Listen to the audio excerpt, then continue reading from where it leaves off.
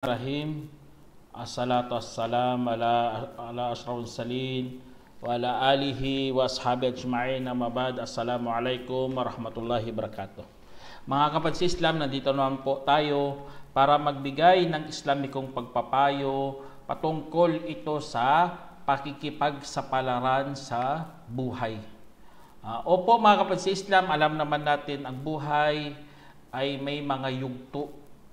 May mga kalagayan, mayroong mga kaganapan na dapat nating malaman. Kasi nga, napaka-importante sa isang manampalataya na alamin ang buhay, alamin ang lahat ng landas.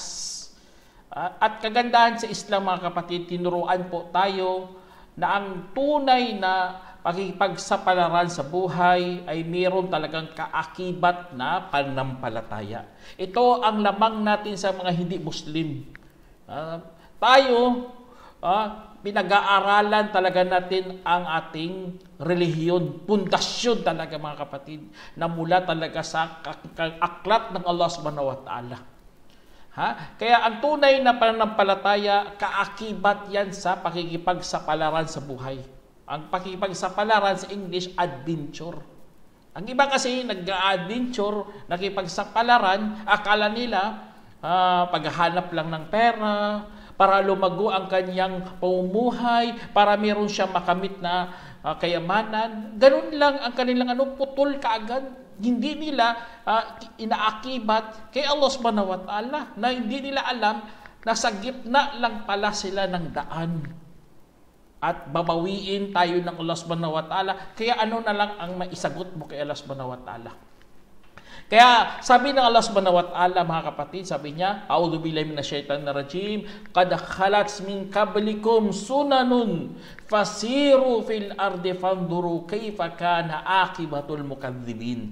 Sinabi ng Allah subhanahu wa ta'ala, talagang lumipas na bago pa sa inyo ang mga kapamaraanan, kaya't magsilakad kayo sa kalupaan at saka inyong tignan kung papaano ang naging pangwakas ng mga mapagbulaan. Allahu Akbar. Tingnan nyo, may mga kapamaraanan na talaga mga kapatid. Dati pa, kung ikaw gagawa ka pa ng panibago, wala namang problema yun. Pero may mga kapamaraanan na. Itinuturuan na tayo ng Allah subhanahu wa ta'ala na kukuha tayo ng kanilang mga karanasan, kukuha tayo ng kanilang karunungan, kung ano ang kanilang natutunan sa pang-araw-araw, kunin natin yun. Ngunit, mag-ingat lang. Huwag nating gayahin ang pangwakas ng mga mapagbulaan. Itong nakakatakot pala mga kapatid sa sinabi dito. Ang pangwakas, ang dulo. Kasi nga, tayo nasa gitna pa lamang tayo Ang iba nasa simula pa lang. Ang iba nasa gitna. Ang iba malapit na matapos ang buhay nila. Kaya ang pangwakas mga kapatid, yun ang nakakatakot. Parang sa kung sa contest pa sa takbuhan, nasa finish line ka na, malapit ang finish line. Kung ikaw ay ibinilang ng Allah subhanahu wa ta'ala sa mga mukadzibin, sa mga mapagbulaan, a'udhu billah, impernong apoy talaga ang naghihintay sa iyo. Kaya nakakaiba talaga ang mga Muslim, mga kapatid. Kasi ang iniisip nila kahit naghahanap buhay, kahit lumalabas para makakuha ng makakain pang araw-araw, iniisip talaga nila si Allah subhanahu wa ta'ala. Yun po ang tamang pananampalataya. At ito ay napaka-estrangherong tao. Katulad ng sinabi sa hadith dito mga kapatid, an Abi Hurairah, qala Rasulullah sallam, bada'al islamu gariban, wa sayaudu kama bada'al gariban, patuba lil ghuraba. Sinabi sa hadith mga kapatid na inulat ni Abu Hurairah radhiyallahu anhu, na sinabi ng mensahero ng Allah SAW, nagsimula ang Islam na isang estranghero at babalik ito kagaya sa panimula nito na pagka-estranghero, kaya't pagpalain ang mga estranghero. Allah, tingnan nyo mga kapatid, isinalaysay ni Muslim hadith na ito. Kagaya sa panimula sa pagiging pagka-estranghero ng Islam. Babalik ang mga manampalataya katulad dati na strange talaga sila. Kasi gumagawa dito sa mundo, nagtatrabaho dito sa mundo, iniisip pa rin ang kabilang buhay. Hindi katulad sa mga nakikita natin na iniisip lang nila ang buhay sa mundo. Kung paano lumago ang buhay nila, paano magkabahay, magkano makakuha ng malaking sahod, paano galangin ang iyong mga magulang, paano maging mabait sa kanilang kapitbahay. Ganun lang bang buhay, mga kapatid? Ganun bang mabuting gawa? Alhamdulillah tayo mga Muslim. Tayo alam natin paano ang pakikipagsapalaran sa buhay na hindi pala natin pinuputol ang ugnayan natin kay Allah subhanahu wa ta'ala. Kaya sa pakikipagsapalaran, sabi ko sa inyo, kailangan talaga ng pagtitiis at katatagan. Kailangan malakas ka dito. Kasi nga kung pahina-hina ka, nakaabang lang ang mga tukso. Nakaabang lamang ang mga satanas. Kaya sa panahon natin, sa dami ng mga tukso, sa dami ng mga haram, sa maraming mga pandilin lang, mga kapatid, loob man na panlabas, kailangan paghawakan natin. Kasi nga, kung ikaw ay tunay na manampalataya, katulad ka ng umahawak ng baga. Katulad sa hadith dito na sabi ng Prophet sallam, ya'ti alan nasi zamanun as-sabiru fihim ala dinihi kalqabidi alal jamar.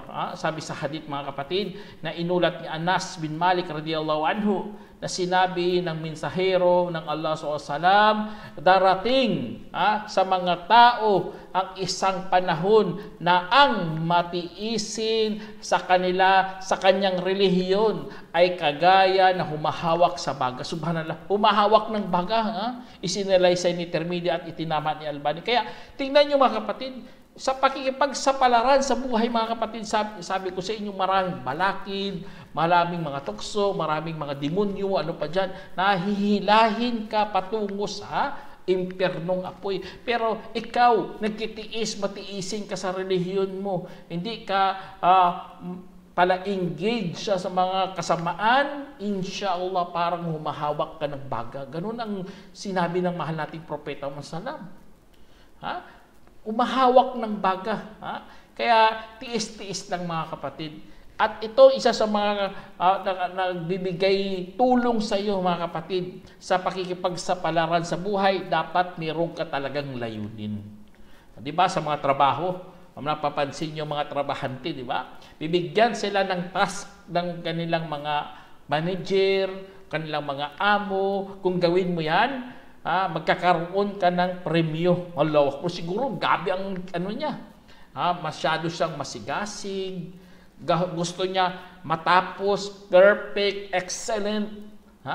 Kaya gagawin niya lahat para maabot kanyang mithiin. Tayo, mga Muslim, binigyan na po tayo ng layunin ng Allah subhanahu wa ta'ala. Kaya napakalinaw yan sa Quran. Sabi ng Allah subhanahu wa ta'ala, wa ma khalaqtul jinna wal insa illa liya'budun ma uridu minhum min rizqin wala ma uridu minhum ayut'imun. Inna Allahu war-razzaqu dzul quwwatil matin. Sinabi sa Quran, mga kapatid, sabi ng Allah subhanahu wa ta'ala, at hindi ko nilikha ang mga engkanto at tao kundi upang sasambay nila ako. Wala akong ginugusto buhat sa kanila mula sa anumang biyaya at hindi ko gustuin papakainin nila ako. Katiyakan, si Allah ay siyang tagapagbiyaya na may-ari ng matatag na lakas. Kaya sa sinabi ng Allah subhanahu wa ta'ala dito, mga kapatid, ang tunay na layunin ng buhay ito ang pagsamba kay Allah subhanahu wa ta'ala. Kaya kapag meron kang ganun, alam mo ng layunin, Allahu Akbar. Sa kahit anong dami ng pagsubok, kahit anong dami ng tukso sa buhay natin, kaya mo yan. Kahit ang hamon, kahit mga ibang karanasan na gusto mo makuha, gusto mo makaharap ang ibang mga tao, titiisin mo yan para sa layunin natin na pagsamba kay Allah subhanahu wa ta'ala. Kasi nga, lahat ng magsisilbing yan eh. Sa totoo lang, mga kapatid, ang pakikipagsapalaran sa buhay, iyon po ay magsisilbing mahalaga sa atin yan, sa ating pagpapasya. Di ba? Sa ano ka sa nasa daan ka na. Ha? Sa ano ka na sa panggitnang daan ka rin. Kailangan mo yan kasi nga mamimili ka eh. Ang Allah subhanahu wa ta'ala, binigyan na tayo ng idea anong daan yun. Dalawa lang pong daan doon. Papunta sa paraiso at papunta sa impyerno. Kaya pakipagsapalaran sa buhay, dapat alam mo talaga itong daan na ito. Pag-aralan mo papuntang paraiso, pag-aralan mo rin na papuntang impyerno. Pag-aralan natin papuntang impyerno para malaman natin ano ang dapat nating layuan. Allahu Akbar. Kaya sa pagpapasya mga kapatid, napaka-importante ito sa pakikipagsapalaran sa buhay. Kasi nga, dito malalaman mo ang tagumpay at kabiguan. Allahu Akbar. Kaya bilang Muslim, kunin mo ang mga magagandang aral sa mga buhay mo. Sampula lang may namatay sa mahal mo sa buhay. O kaya mayroong tinatawag na mga problema kung saan napakabigat talaga. Meron marami tayong pagkakautangan o ano pa dyan, mga bagay kung saan nagpapahina ang loob ng isang mananampalataya. Dahil dyan mga kapatid, ang tamang pagpapasya ay napaka-importante sa pagiging tagumpay. Kaya dahil doon, dahil nakita mo na kung paano ang pakikipagsapalaran sa buhay, ay doon ka nagkakaroon ng idea, ito palang yung gustong piliin. Allahu Akbar. Kaya itong pinakagandang turo sa atin sa relihiyon mga kapatid. At tandaan nyo sa pakikipagsapalaran sa buhay mga kapatid, ang mga manampalataya hindi maganda magkamali ng 2 beses. Okay lang kapag isa. Pero kung nagkamali ka 2 beses, subhanallah, napakatanga mo na talaga. Katulad dito sa hadith ito na an Abi Hurairah radhiyallahu anhu, sinabi an Nabi sallallahu qal la yuldag al-mu'minu min juhrin wahidin marratain. Sabi sa hadith mga kapatid na inulat ni Abu Hurairah radhiyallahu anhu na sinabi ng propeta Muhammad sallallahu alaihi wasallam, hindi matutusok ng hayop ang isang manampalataya sa parihong butas ng 2 beses. Isinalaysay ni Bukhari at Muslim. Kaya tingnan nyo, subhanallah, ang hadith na ito mga kapatid, makakuha talaga tayo ng leksyon. Na kung manampalataya ka, bakit pupunta ka pa doon sa mga butas doon? Alam mo naman may may mga poisonous animals doon, katulad ng scorpion, may ahas doon. Tapos natusok ka na, nakagat ka na, pero taga mo pa rin, pumunta ka pa rin doon, subhanallah. Kaya itong napakagandang turo talaga sa hadith na ito mga kapatid, na huwag kang magpakatanga. Gumising ka. Huwag kang, example, alam mo na mali yan, tapos tanga ka pa rin, nandoon ka pa rin. A'udzubillah. Kaya tandaan niyo mga kapatid, ang pagsubok ng Allah subhanahu wa ta'ala, nilagay ito ng Allah subhanahu wa ta'ala para lumago ang iyong kaisipan, para lumago ang iyong pag-unawa. Allahu Akbar, tingnan niyo. Para lumago ang iyong sarili. Kaya yun ang isa sa mga dapat nating unawain mga kapatid, na hindi ka tanga. Katulad sa dito sa hadith dito mga kapatid na inulat ni Anas bin Malik radhiyallahu anhu na sinabi ng mahal nating propeta Muhammad sallam, mga matitinding pabuya ay kasama sa matitinding pagsubok, at sa katunayan kapag minahal ni Allah ang isang mamamayan ay susubukan sila. Kaya ang sinumang nalugod kung gayon ay mapasa kanya ang kaluguran. At ang sino mang napuot ay mapasa kanya ang puot. At isinalaysay ni Ibn Majah at itinama ni Albani. Kaya, Allahu Akbar mga kapatid, ito isa sa mga pinakamagandang sinabi dito mga kapatid. Itong hadith na ito, kapag naunawaan mo ng lubos, ay ang mga pagsubok pala, gagawin lang pala yan na aral para sa iyo. Para matuto ka, para gumising ka, para hindi ka na magkamali sa sunod. Allah. Kaya dahil doon, yun ang mga dapat iniisip ng isang Muslim. Kaya mali, isa sa mga mali mga kapatid, sa pakipagsapalaran sa buhay, ang mga bawal sa Islam ay hindi mga hadlang sa kalsada. Bagkus ang mga ito ay palatandaan na mayroong kapahamakan sa kalsada. Kadalasan kung ano ang iniiwasan mo o ano ang pumipigil sa iyo, yun pa ang makapapahamak sa patutunguhan mo. Allahu Akbar. Tingnan niyo mga kapatid. Yun ang isa sa mga dapat nating tandaan yun. Kasi kung hindi mo alam yan, subhanallah, mapapahamak ka talaga. Kasi yan, dami yan. Sa panahon natin, maraming mga bawal. Dumami lalo na sa mga hawak nating cellphone, sa TV, sa computer, sa laptop, kung ano pang mga kagamitan. Hindi yan hadlang, bagkus ano yan sila, mga palatandaan yan na mayroong kapahamakan, mga kapatid. Kaya ingatan nawa tayo ng Allah Subhanahu wa Ta'ala, pati ang ating mga pamilya, mga anak, sa mga kapahamakan sa panahon natin. Kaya ang pagsubok, mga kapatid, ay isinali yan sa pakikipagsapalaran sa buhay, mga kapatid. Katulad ng sinabi ng Allah Subhanahu wa Ta'ala, alladhi khalaqal mauta wal hayata liyabluwakum ayyukum ahsanu amala wa huwal azizul ghafur. Sinabi ng Allah Subhanahu wa Ta'ala, ang yaong lumikha ng kamatayan at buhay upang susubukan niya kayo kung sino ba sa inyo ang may pinakamainam na gawa, at siya ang makapangyarihan na mapagpatawad. Kaya sa sinabi ng Allah Subhanahu wa Ta'ala, lubos nating nakuha natin ang aral dito, mga kapatid, na tayo hinahanapan ng Allah Subhanahu wa Ta'ala ng pinakamainam na gawa.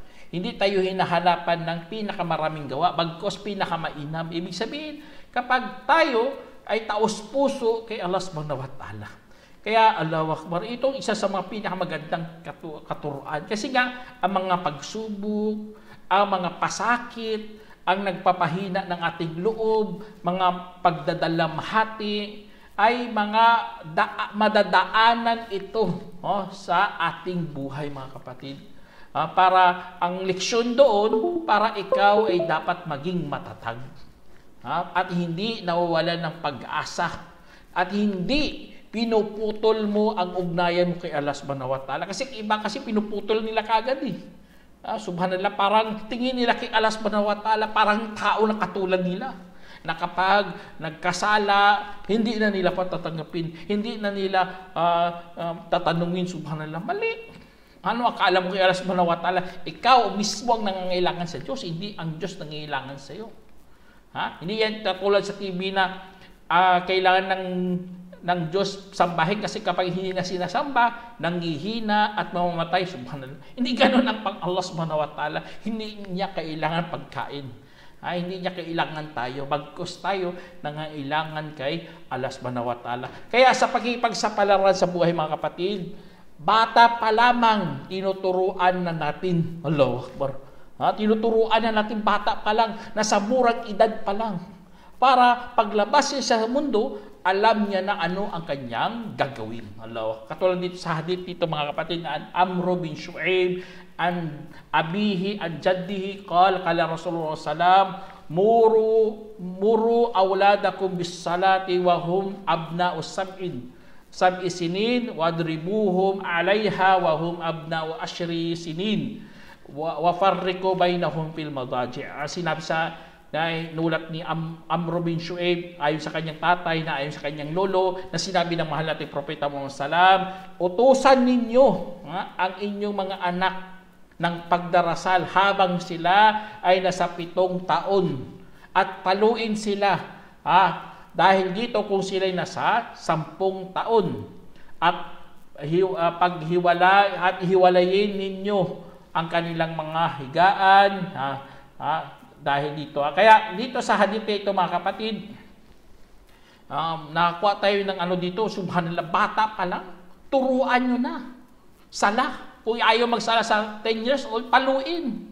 Ganun ang tamang pagtuturo at pagdidisiplina. Kasi ang iba, pagtuturo lang alam, hindi marunong magdisiplina. Hindi ganun, mga kapatid. At sabay talaga to, pagtuturo at pagdisiplina. Tingnan nyo, pagdisiplina dito, paluin sa 10. O kaya, sa time ng sa 10, paghiwalayin na sila sa higaan. Kaya tayo, pinupunlaan na pala natin ng tamang mga idea ang ating mga anak. Para paglaki nila, maging mabubuting mga Muslim sila. Lalo na turuan sila ng sala. Kasi ang sala, yun talaga pinaka-importante sa pakipagsapalaran sa buhay, mga kapatid. Kaya nakasali po yan sa 5 haligi ng Islam. Turuan talaga mga anak magsala. Kasi nga, ang mga buhay natin, mga kapatid, kailangan talaga ng ganun. Hindi pwede na pa-cute-cute ka lang dito, patulog-tulog ka lang, relax ka lang lagi. Hindi ganun, mga kapatid. Kailangan mo dito ng matibay na pundasyon para lumabas ka sa mundo na marunong ka na sa pakipagsapalaran. Kasi nga dito sa panahon natin, subhanallah, ang kaalaman pinaghalo na. Ang mga kaligayahan pinaghalo rin. Mabuti at masama pinaghalo nila, naging isa na lang, subhanallah. Kaya nag-iingat ka talaga. Kung hindi ka alerto, mga kapatid, kung hindi ka alisto, subhanallah, matangay ka talaga sa agos ng kasamaan.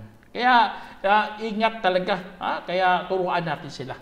Tapos ito pa, mga kapatid, at isa sa mga pinag-ano natin, mga kapatid, pinaghahandaan din natin ang ating buhay. Kasi ang buhay, mga kapatid, puno po ito ng mga kaganapan na hindi natin minsan inaasahan. Kaya dahil dito, mag-isip-isip na tayo. Minsan kasi may dumarating sa ating kamatayan. Hindi natin alam, mamatay ka na pala. Subhanallah. Kaya talaga, kaya sa pakipagsapalaran sa buhay, tinatanim pala to. Ang tinatawag na ang kamatayan. Para hindi ka mabigla.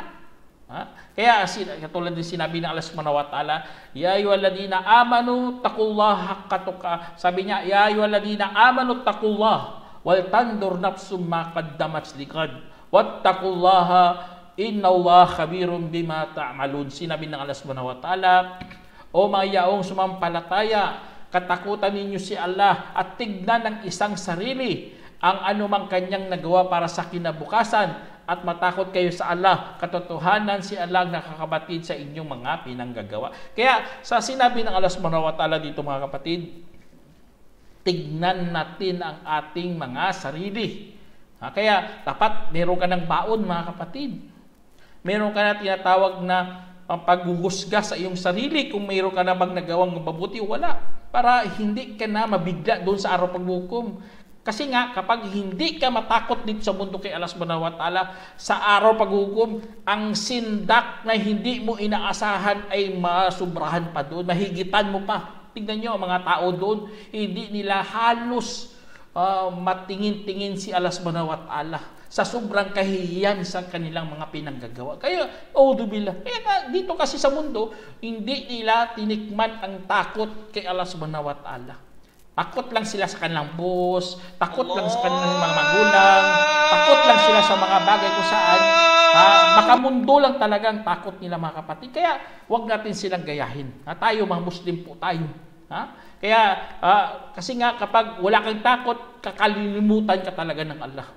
Katulad ng sinabi ng Allah, wala takunu kalladina nasullah fa ansahum anfusahum ulaika humul fasiqun. Sinabi ng Allah Subhanahu wa Ta'ala, at huwag magiging katulad ng mga yaong nilimot nila si Allah. Kaya pinalimot rin niya sa kanilang mga sarili. Magkagayon sila ang mga suwail. Subhanallah, magkagayon sila ang mga suwail. Suwail hatol sa kanya ng Allah Subhanahu wa Ta'ala. Kasi nga, kinalimutan nila si Allah.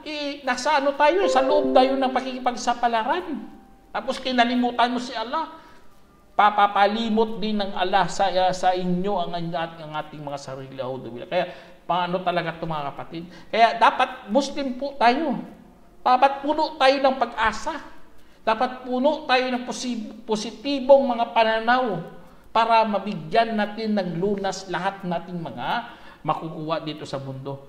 Kaya dahil doon, mga kapatid, meron tayong paniniwala sa mga kadar, tinatawag nating kapalaran, Allahu Akbar. Kaya dahil doon, magandang ating isip. Napaka-positibo talaga kapag may mga dumarating sa atin o dumaranas tayo ng mga kagipitan o mga kahirapan, nagiging magaan ang ating mga sarili kasi nga sasabihin natin na qadarullah. Kapalaran kasi, dahil sa kapalaran yan. Nakasulat na kasi, sabi ng Allah subhanahu wa ta'ala, "Kul la yusibana illa ma kataballahu lana wa maulana wa 'ala Allahi falyatawakkalul mu'minun." Sabi ng Allah subhanahu wa ta'ala, sabihin mo, hindi kami makakaranas bukod sa anumang sinulat ng Allah para sa amin. Siya ang aming tagapangalaga at kay Allah lamang dapat umaasa ang mga mananampalataya. Tingnan nyo, subhanallah, umaasa ka sa Allah subhanahu wa ta'ala. Ganun po ang mga tunay na mga Muslim. Allahu Akbar. Kapag may mga dumarating sa kanila na mga dalamhati, dumarating sa kanila mga masambalita, nagtitiis, umaasa lang sa Allah subhanahu wa ta'ala. Kumakapit sa mas malakas, yun si Allah subhanahu wa ta'ala. Kasi si Allah lang mayaman, siyang malakas. Siya ang marangal. Siya lahat-lahat ng mga magagandang mga pangalan na sa kanya nakaakibat kay Allah subhanahu wa ta'ala. Kaya huwag kang mag-alala kapatid. Tayo, alhamdulillah, kahit paano, kahit isipin natin, mahina talaga tayo. Kailangan natin ng lakas. Ayun ang nagpapalakas sa atin, yun ang pananampalataya natin kay Allah subhanahu wa ta'ala na kailangan natin sa pakikipagsapalaran dito sa buhay sa mundo. Kaya ang tapang mga kapatid, lakas ng loob, ay mawawalan niya na pangahulugan kung walang takot kay Allah subhanahu wa ta'ala. At hindi mo kayang magpatuloy sa pakikipagsapalaran sa mundo kung wala kang takot kay Allah subhanahu wa ta'ala. Kaya magdua talaga tayo kay Allah na sana bigyan po tayo ng takot, punuin tayong takot kay Allah subhanahu wa ta'ala. Para makaya natin ipagpatuloy ang ating pakikipagsapalaran sa buhay, mga kapatid.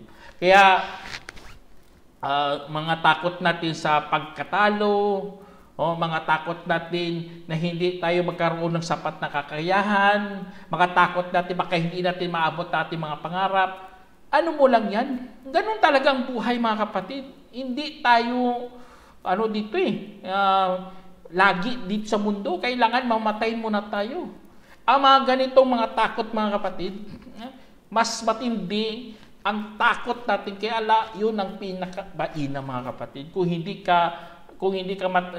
matalo ka dito sa mundo, huwag ka mag-alala, mayroong paraiso. Kung wala kang sapat na kakayahan, huwag kang mag-alala, bibigyan ka ng kakayahan, buong kakayahan doon sa paraiso. Kung hindi mo maabot ang pangarap mo dito sa mundo, huwag kang matakot. Ang katakutan mo si Allah subhanahu wa ta'ala na hindi ka gagawa ng mga bawal para maabot lang yung pangarap dito sa mundo. Wala kang takot. Ang tignan nyo, iba, papatay ng mga tao para kumita lang, para maabot-abot ang kanyang pangarap. Gusto kaya magnakaw siya ng magnakaw para makuha niya ang building na gusto niya. Subhanallah, kanyang inaasam na alahas, bahay, o ano pa dyan. Gagawa siya, wala siyang takot kay Allah. Kasi nga, natatakot na dito lang sa mundo. Kaya, a'udzubillah. Kaya, malaking balakid yan sa paraiso, mga kapatid. At yun po ay walang kabuluhan sa pakikipagsapalaran sa buhay sa mundo.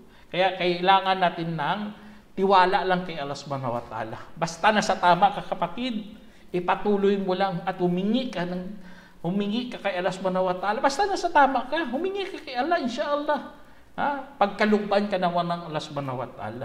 Ang dua lang, kapatid. Meron nga isang hadith dito na sabi ng Propeta sallam, at maging matyaga sa anumang mapapakinabangan mo at humingi ng saklulo kay Allah. At huwag manghina. Huwag manghina. At kapag dinatnan ka ng isang pangyayari, ay huwag mong sasabihin, kung ginawa ko iyon, ay marahil naging ganito. Subalit sabihin mo, pagtatakda ng Allah at ang anumang kanyang nanaisin, ay kanyang gagawin. Dahil ang salitang kung, tignan nyo kung, laging kung ka lang ng kung, ay talagang nagbubukas sa gawain ni Satanas. Subhanallah. Kaya, yun mga kapatid, huwag ka manghina basta nasa tama ka lang. Patuloy mo lang, insyaAllah. Pagpalain ka ng Allah subhanahu wa ta'ala. Kasi ang pakikipagsapalaran sa buhay, mga kapatid, ay hindi talaga madali. Minsan, kailangan mo magsumikap. Minsan, kailangan mo magpatuloy para makamit ng buhay. Pero, basta nasa tama ka lang. Sana meron kayong napulutang aral mga kapatid. Hanggang dito na lang. Assalamualaikum warahmatullahi wabarakatuh. Waalaikumsalam.